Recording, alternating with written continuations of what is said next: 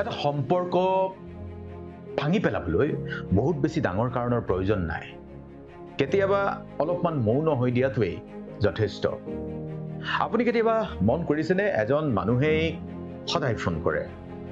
এজনেই সদায় খা খবৰ লয় আৰু এজনেই সদায় সম্পৰ্কটো জীয়াই ৰাখিবলৈ সকলো পিনৰ পৰা চেষ্টা কৰে আৰু এদিন কি হয় যিদিনাই তেওঁ বন্ধ কৰি দিয়ে তাৰ পিছত সম্পৰ্কটো শেষ তাৰ মানে কি সম্পৰ্কটো দুইজনে ধৰি ৰাখিবলৈ চেষ্টা কৰা নাছিল এজনে অকলে টানি আছিল